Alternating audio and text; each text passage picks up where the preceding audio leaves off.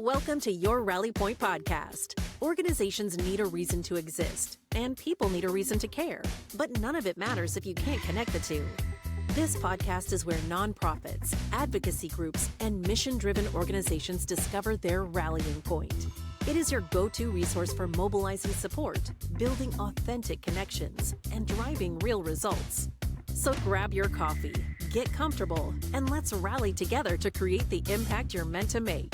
This is your Rally Point podcast, brought to you by rallycorp.com.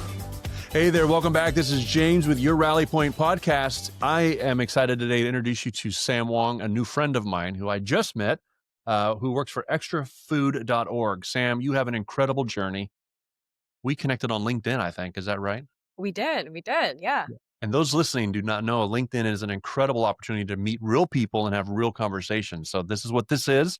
It's meeting someone on LinkedIn, being impressed with their background, asking a few questions, and then getting on the phone and sharing that story and that journey with all of you. Sam, as you know, I'm James, a host of your Rally Point podcast. We're only like in episode 24, 25, so we're pretty new to this. But I want the purpose of these episodes is to introduce folks like you, your learning, your experience, particularly around like technology or fundraising, that kind of thing, so that we can share the learning with the market, because it's just, we're all so busy. And if we could just get 15, 20 minutes and to listen to something on a treadmill or while we're walking the dog or whatever, it's helpful. So why don't you just tell us a little about you, Sam, and your background and where you come from, your journey? Yeah, absolutely. So I think like most people that you hear in development, I kind of fell into the role. My first role in development and fundraising was actually on a political campaign in Chicago, which obviously is a very different fundraising experience than the current nonprofit or the nonprofits I've been in the past few years. And also at that time, I was actually finishing my master's in China. So once the campaign wrapped up in Chicago, I actually went back to China, and I was able to actually get into a fundraising role there, which is very difficult just because fundraising in USD versus RMB is a very different ballgame. Yeah. And so I have to ask, what's one of the biggest things that surprised you about fundraising in China that was so different? Yeah, I mean, I was surprised that it's actually very hard to get, and they don't call it a 501c3 or, whatever the tax identification is for a nonprofit, but say the equivalent of a 501c3, it's very, very difficult to get that type of certificate or, tax code, just because traditional nonprofits in China, you don't see a lot of those, but you will see, for example, like education, like schools, international schools or universities. And those institutions are normally the ones that are able to secure the right, permits to do fundraising, but it's still very difficult. And so a lot of these international schools actually set up little tiny nonprofits to accept money, in Canada or Hong Kong or Singapore. So that was a really interesting experience for me to learn about how to fundraise in different currency. Yeah, that is incredible. And the communications, we have several clients that are abroad, and WhatsApp, Signal, different communications tools, even, so it's just even how does the general population interact with you is even different, right? Oh, absolutely. I mean, in China, it's mostly WeChat. Oh yeah, So that's right. Mhm. most schools, especially international schools, they're going to have a WeChat channel, which, I've noticed even in the US, not a lot of people are using WeChat. Yeah. So it's just completely siloed different forms of communications just because the platforms are completely different. Yeah, they're completely different. That's right. And how did you feel like, how was it with the culture and the community? Because I know that's a lot of family, a lot of tradition. Like it's they've forgotten more about family than we've ever learned here in the US for sure. So like how does that impact your Yeah. work and philanthropy? Well, I mean, it's, stewardship across, the globe is all about, building the relationship. But I would say Mm. even more so in China, just because they have this thing which is called, relationship guanxi. And so if you have, guanxi, like it's kind of like currency in China. So Mhm. when you're stewarding, especially, at the school I was at, a lot of the local families, like this is their first time even Mhm. considering donating such a large amount. So at the school I was at, we had a family that donated $1 million, and that was the largest gift the school had ever received. but it actually took a very long time for the director of development. At that time, I was the alumni relations manager, but it took a long time for that development director to actually make the ask, just Yeah. because she needed that complete trust. She needed to understand where they really wanted to put it. And relationship building, anywhere takes a long time, but I would say in China, it takes probably even longer.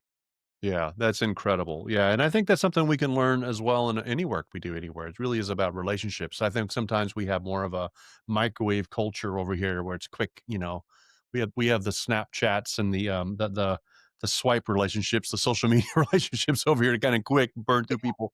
Yeah. But when I travel abroad, I'm always taken back by the roots and the depth, like even the buildings, like everything's just so deep. It runs deep, and I think people run deep. That's amazing. Yeah. Yeah. Yeah. It was a really interesting time.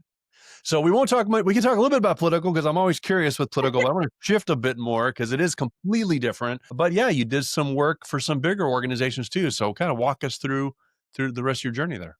Yeah, absolutely. So, I repatriated in 2021 and I ended up at a small nonprofit. And as I mentioned, the nonprofit culture in China is so different. So, this was actually my first time to kind of sink my teeth into grants. So, I started Yeah. off actually writing grants, which, if you love grants, it's an amazing role. But I knew pretty quickly that I was like, I can't just be head down in grant applications Yeah. forever It's a and ever. special skill set. Yeah. Yeah. Hats off to people to do it. I love it. Yeah. Oh, and the people that do it and do it well, they do such an amazing job. It's so impressive. Yeah. It's such a huge lift. I think people don't see it. It's such a huge Mhm. lift. But I knew it wasn't for me. I was missing, the human interaction. And so I actually moved on to a large nonprofit after that, a very large one. And I was a corporate partnerships officer. So I had a Mhm. completely corporate portfolio. It was mostly tech companies because it's based here in San Francisco. And that is kind of when I felt like I really understood how to work a portfolio, how to interact with other teammates Mhm. across the US, because the portfolios I was managing, larger tech companies, they had situations where they wanted to have, an international or a national volunteer day where every single office across the US would all donate blood, for example. Yeah. And that requires a huge, large scale, coordination that I just didn't get at a small nonprofit. So my advice actually would be to anyone that is in fundraising or development, like go to a larger org at some point so you can learn what it looks like to scale operations Yeah. I love it. on all levels. So I learned a lot from that. And then after managing a portfolio of just corporate partners, which by the way is a completely different experience than managing just individuals. Like I have been hung up on before from corporate partners trying to get that money in at the end of the year, and it's a corporate environment, right? So Yeah. Yeah. You're I dealing with machine, and there's a lot yeah. of cogs in a machine for sure. So that was the first time I was very much humbled, and I got Yeah. someone that hung up on me, and I was like, well, like, hey, I guess I know now what it's like in the corporate world, and I realized, I want to return to maybe a bit warmer of an environment and just have a individual, so an IG Yeah. and people giving portfolio, and that's when I went back to Chicago for some time, and I was development manager there with a mostly individual major donor family Mhm. foundation portfolio, and that's really what I enjoy as a development director, is building the relationships to understand Mhm. where does the donor want to see their money go towards, like what programs are they inspired by, what programs do they want to grow, and if it's a legacy gift, like what type of legacy gift do they want to leave. And these are all things I learned at the large nonprofit because they Yeah. sent us in a 1 week boot camp of fundraising, and we learned you have to listen 80% of the time and speak 20%. Mhm. That's always stuck with me. Yeah, I love it, and then when you're speaking, it's all about questions. Exactly. Yeah, it's all yeah, you could talk, James, if you're asking questions, so something it's great, I Yeah. love it. That's awesome. Well, hey, that's amazing. So the bigger organization taught you scaling up operations, obviously has a lot more resources, so different teams, but all some politics within that. That can sometimes be a challenge. So it is what it is. But I like your advice about seeing it on the outside. And I think what that would be helpful for our listeners is if they haven't done this before, and especially if they're starting their career out, you may not see yourself as a corporate person, but being in a corporate environment for a couple of years will help you feel in your body and kind of like realize what it's like to be well supported and well resourced. And then while you're well supported and well resourced, to be safe to try, to try to really develop a skill set, like you said, the boot camp or, Yeah. getting hung up on, because those are life experiences that will shape how you then come back to the real world, come back down a little bit. And listen, I have friends that stay in corporate that, there's nothing wrong with that. But if you feel like that's not your world or you're not your peeps, even doing it for a season, I think helps you. Don't you agree? Like, Oh, absolutely. I think diversity in all types of work experience is mm, is a positive thing, no matter what. No matter if you get hung up on or if you don't. I yeah, think it teaches you that, when you're dealing with corporate partners, there's a different type of stewardship, there's a different type of cadence, there's a different type yeah, of way they like to communicate, even, right? yeah. Whereas with individual donors, I have individual donors now I text. I would never Mm, text my corporate partner. exactly. It's just different. Yeah, very Yeah. different. Yeah. Yeah, and I can often tell, when someone has come through corporate, like in your case, 1, 2 sentence emails, very clear, very concise. Just even the communication style, the crispness of it. Yeah, I mean, you recognize that the CEOs and the gatekeepers between them and you, or the CFOs, whoever you're dealing with, are not going to entertain like a wall of text. They're just not going to do it. No. Yeah. Or burn time on a conversation that's not straight to the point. And nobody wants to start a conversation with a CFO like, "Hey, how's your day going? You got kids? How's the weather in Cincinnati?" Nobody cares. It's Yeah. like, "We got Straight one job here. I got 15 minutes. Let's get it done." yeah. Yeah. And, I would say also at the larger org, I learned tactics on how to get a meeting in the books with corporate partners. So Brilliant. sometimes it's just like, if they're not responding to your email, just throw a calendar invite on the calendar. No Yeah. questions asked. And you know what? Shockingly, sometimes it works. You just throw them a calendar invite with a Teams link and they actually accept, even though they've never responded to your Yeah. email. Well, they probably appreciate it because it's easier to hit accept and show up and figure out in 5 minutes if I'm gonna Yeah. hang up on you or not. Like, I Absolutely. would rather do that than have 15 emails back and forth about what time are you available. Like, I'm never available, so just pick a time and I'll tell you if it works. Yeah, exactly. Exactly. Great. Well, I love that's good. So now you're at a smaller nonprofit where you probably wear a lot of hats. So maybe not all the machining around you, but yeah, tell me a bit about your journey from there and what you're doing now. Yeah, so now I'm the development director at ExtraFood, and what's amazing is that I get to pull from all the experiences I have had in the past and bring it into this role all in one. And like you Mm, said, it is a smaller nonprofit, so I do wear many hats. So, for example, during our spring appeal, I was actually the one to go out and visit a food recipient and write the story. That's mm. probably not typical at a larger nonprofit, just because there's a comms person that goes and out into the It field does and all right. Yeah. Or an uh, intern. exactly, or an intern. But I really love that part about being at a small nonprofit because I get to touch the mission. So Yeah. I got to go into the food recipients, facilities. I got to meet all of their community members. I got to see the food that we deliver to them. And I got to hear straight from them how much our food means to them. And it was, Yeah. it definitely touches your heart and it makes you feel good about what you're doing, just because as Mhm. development director, you don't get to visit, food recipient partners that often. So when Mm. you do, it's like, wow, okay, this is why I'm doing it. This is why I do it. Yeah, I love that. So it's really keeping the heart and the mind because often in the role of development, it's easy to kind of get caught up in the numbers. It's a numbers game, and you're just working the numbers, right? Calls, Yeah. connect, conversations, asks, and you're perfecting that skill. But you feel like taking a pause or a beat to go back and connect with the actual participants. You feel like that's giving you the energy of those. Definitely, and I would say especially during the holiday time, it's so busy in the development world and communications as well for those in the nonprofit space, just because end of year giving is so large, and I think it's easy to get bogged down by the numbers. You're looking at the numbers every day, right? Giving Tuesday just happened. You got to reconcile every day. Report Mhm. back. And I think especially during the holidays when it gets to be so busy, it's so important to take a break and just realize you're doing this for a greater purpose. Like, yes, the numbers matter, and I also think it helps when you write, when you're writing about your, nonprofit's mission, if you're connecting with it, it's so much easier because you're speaking from the heart versus, just reading somebody else's writing. Yeah. No, I love it. Connecting from the heart. That's incredible. I love that. So, yeah, tell me a bit about, so we just had Giving Tuesday was yesterday. We're recording this on Wednesday after. I think it'll post in a week or two. So, but as people are back in the throes of it for end of year, Yeah. but Sam, tell me a little bit about what you guys did yesterday, and even building up to yesterday, and kind of how did that go? Yeah, so, we are a smaller nonprofit, so we don't have all the technology tools that maybe a larger nonprofit has. So we actually don't have a texting platform yet, yet. Um so we did mostly phone calls. And so our CRM is Salesforce. I think a lot of people use that, or Yeah, Blackbaud, Salesforce is great. Razor's Yeah. Edge. I prefer Salesforce.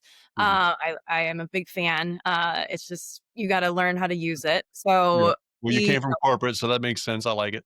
yeah, yeah, exactly. So, myself and the development manager, we pulled a bunch of lapsed donor reports. We pulled, all of the donors that, were 1K and above that still hadn't, given yet. And so we, just spent 2 hours in a room calling people, Yeah. asking them if they renew their gifts. And, we actually did secure a couple 5-figure gifts that, I would say in my past experience, normally you don't get people on the phone, but we actually did get a couple, Yep. and we got a couple to actually give on the spot over the phone. And, we're still reconciling numbers. So that's the job that I got this Yeah. morning to do. But Paperwork. yeah, I love it. yeah. Yeah. But I would say, overall it was successful because from a, development standpoint, you want to have as many touch points as possible Mhm. on whatever corporate partner or individual you're working on to steward them up to that gift. And so, at the very least, they get to listen to this voicemail, and when they get the December mailer, they're like, "Oh yeah, okay, let me One donate." more touch. Yeah. Yeah. Yeah, no, I love it, Sam. And you miss 100% of the shots you don't take. So the bottom line is, if you're worried about getting a no and or having someone hang up on you, which is very rare in the individual world, is Yeah. I guess it happens, but most people, if they know they're dealing with a human, and it's more of a human than a machine, right? So anyway, but if you want to get a no, just don't make a phone call, right? If you pick up the phone and call, three, two, three, 4 out of 10 are Yeah. you're gonna eventually connect and have a conversation, right? Oh, yeah, absolutely. And, I think it's very much also knowing your donor base. And we have a donor Mhm. base that is not a millennial donor base, and they prefer a phone call, a voicemail. And I would say a huge thing for our donors is handwritten cards. Mhm. So, it's unfortunate that my generation doesn't have the best handwriting, just because I do think the older generation appreciates a beautifully handwritten card. So I write cards, but my handwriting's not nice. Yeah. Well, I can send you a link to it. I took a little $20, $25 Udemy course on handwriting. Actually, it was pretty good. It had like little exercise sheets, but I was super self-conscious about it myself. So, but I'm sitting there like I was in grade school circling these little graphs. It was great. Oh, But yeah, I hear you. But the handwritten cards, I think, adds a sense of like tangible, like it's real. Like I think it's incredible. yeah, and I think that's what you want with your donors, right? Of course, they're going to get the bulk mailer for, Thanksgiving and end of year holiday. Mhm.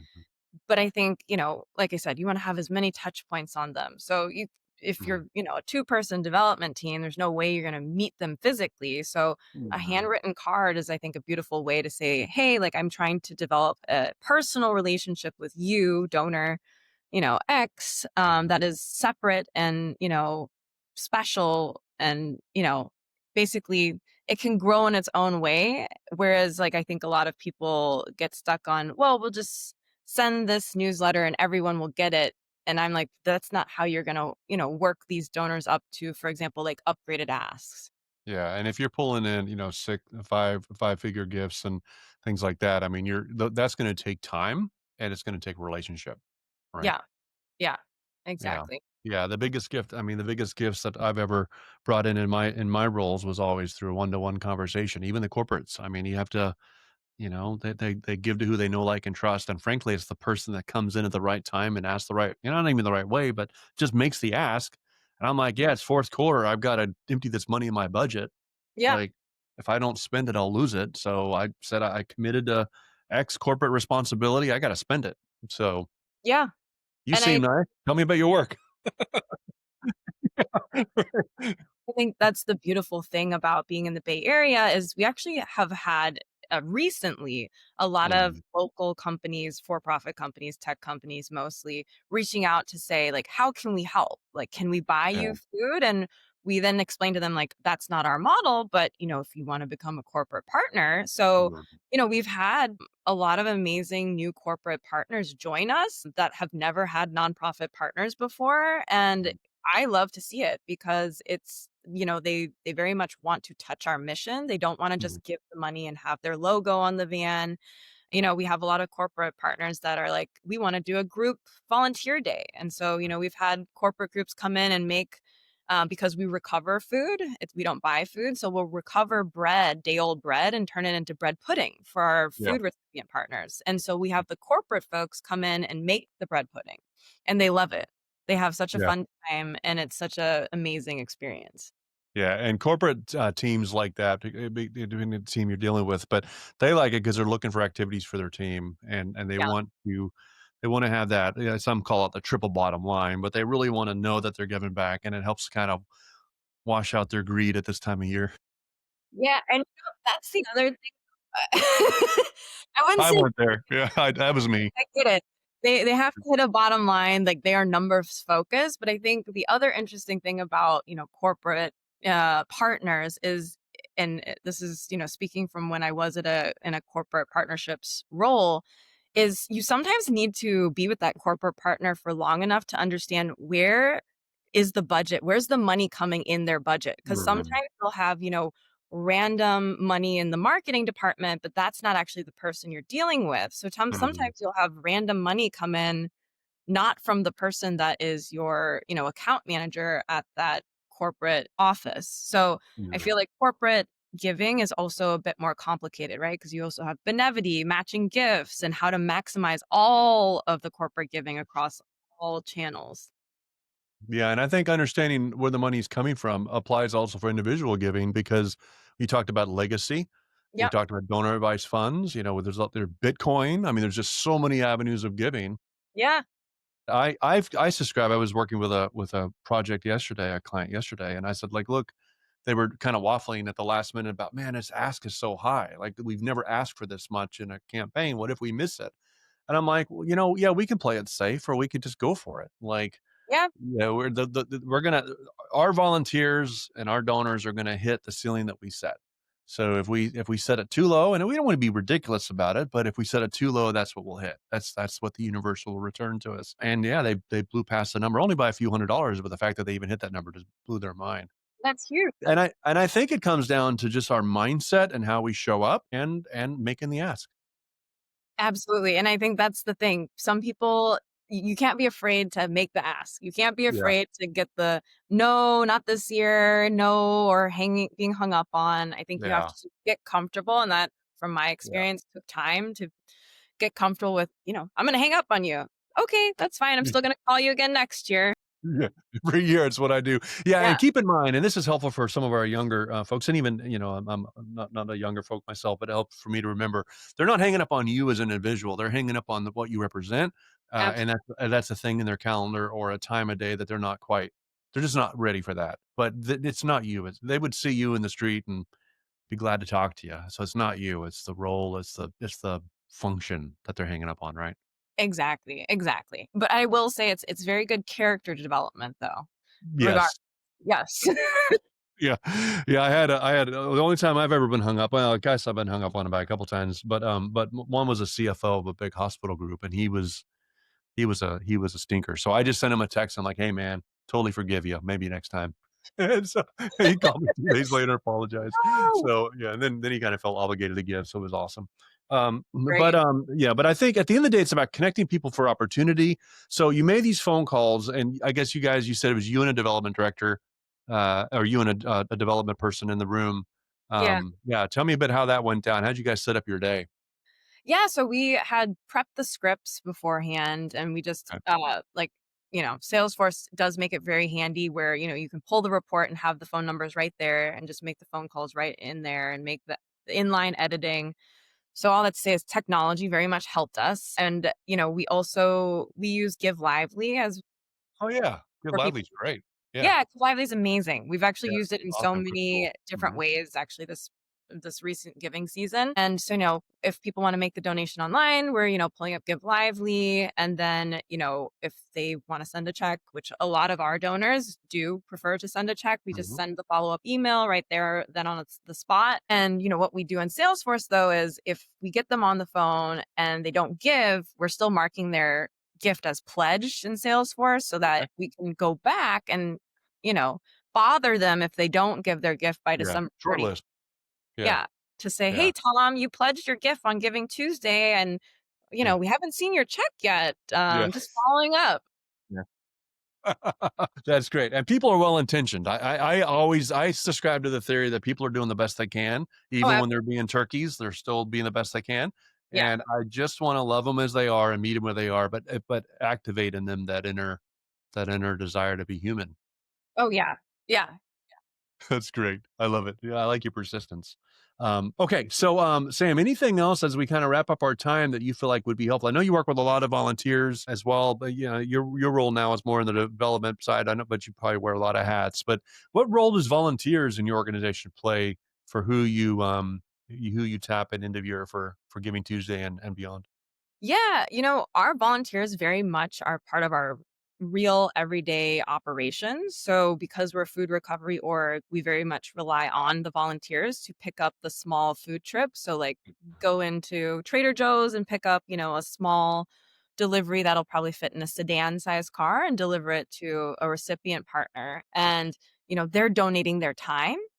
So it's very I think it's a cautious line you have to walk of recognizing, they are donating their time and they're being very clear that that's what they're donating. So if you ask them for money, I think that takes some stewardship. So, we Mm. do have volunteers that are also donors, but we try to very much, for example, when we send out the appeals, the volunteers who are strictly volunteers are not getting hit up for an ask, unless, it's one of the Yeah, mass mailers that everyone's just gonna get. sure. We very much try to segment, and this is something that we've just started to really do, this year with segmenting, volunteers that are donors, volunteers that are just volunteers, donors that are donors, but that also wanna volunteer because we also Yeah, have that. We have a lot of donors that have expressed "Hey, I wanna get into the kitchen. I wanna get my hands dirty. yeah. What can I do?" And, these are major donors. So it's, again, just listening 80% of the time and understanding, like, what do they want out of this experience of, partnering with us as a Yeah. nonprofit, you know? Yeah, I love it, and it's our time, our treasure, and our talent. So I know, yeah. So I think segmenting is really smart. There's a lot of volunteers that would obviously be open to giving. It sounds like, but if they're giving so much of their time, like that's we don't ever want to say, "Hey, thanks for your time. Now give us some more." Well, and we've gotten some of those emails where, we have sent out the mass thing to everything, and we get some emails from volunteers like, "I donate all my time." And, we just Yeah, have to explain, like, we so appreciate that. And, yeah. really what I want to say is this is a mass mailer, and we were just trying to see, can we convert some of the volunteers donors? We want to see, yeah. And this guy named James says we miss 100% of the chances we don't take. Or shots we don't take. Yeah, that's funny. Yeah, no, I do think typically when we run campaigns, we recommend that they segment in between volunteers because volunteers are already very close to your story and they know the need. You don't have to, there's obviously education and they want to connect to what they're doing, but you don't have to hit them over the head with it because they're in it and they live it. Assume it, kind of their level of volunteering, of course, but donors a lot of times have just never been asked to volunteer, and when they experience it, they may go like, "Wow, I had no idea." Like, that's incredible.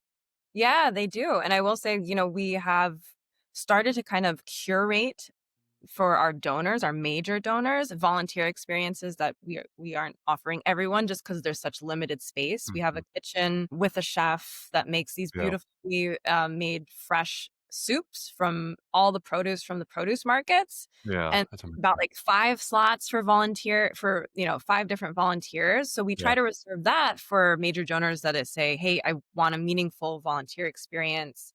And they walk away from that experience and they're like, "I wanna do that all the time," which yeah, normally ends up equating to them also upgrading their ask too. Yeah.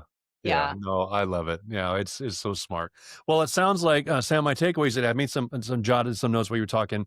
My takeaways today is it really is about relationship, even with your experience abroad, connecting with different cultures and different peoples, recognizing there's I want to say use the word equity because that's kind of more of but like there's a word that you use to describe that, like a commerce, like a balance that you have, and I forgot how you said it. I have to go back and look at my notes there, but just that idea that you're asking for something that you've invested in, and not in like, "Hey, I gave you this, now I want it back," but like, "Hey, now that we have this, let's take it to the next level, and let's work on that." So I think that's incredible. I love the recommendation for some of the folks listening to consider maybe jumping into corporate first season and Yeah. experiencing the machine. Yeah. It will teach you some things, not all good, but a lot of it great. But here's what it'll do, it'll make you appreciate the smaller team again. It definitely will. And you know what? I think everyone, no matter what their professional career path, if you're in Yeah, a role like that, it does force you to, get yeah, thicker skin, which is never a bad thing. yeah. And I Yeah. had I had one of our so we're a small software team, there's like 9 of us. I recruited a guy in from Apple, and he was just so excited to be in a smaller team, and I was so excited to get a guy from Apple. It was Yeah. amazing, and it was incredible until it wasn't. And then he was like, "Hey, I need more systems around me, man. This is crazy. You're asking way too much of me." And I'm like, "I tell you what, you gave me a couple years. I'm grateful. It sounds Yeah. like you might be a more of an Apple guy." It's Yeah. like, Yeah. "Yeah, I kinda wanna go back to, where there's free food and all that." I'm like, "Yeah, well, that ain't here." So anyway, but it was great. It was a good equitable, good relationship, and I learned a lot through his exposure to our team. But some people are wired that way, and there's nothing wrong with that. I think that's great. Like that was where he's at home, and now I got an inside track to a guy at Apple, so I'm quite happy about that. So, but yeah, so I think it's just knowing who you are, but then going outside your comfort zone a little bit to see what you can learn. Exactly. Yeah. Yeah. Great. Well, hey, I appreciate the conversation and some ideas around segmentation and the work that you're doing. So, Sam, thank you for coming on the show today and for taking some time with us. Thank you, James. I really appreciate it. Yeah, good. Thank you again. All right, we'll see you all next time.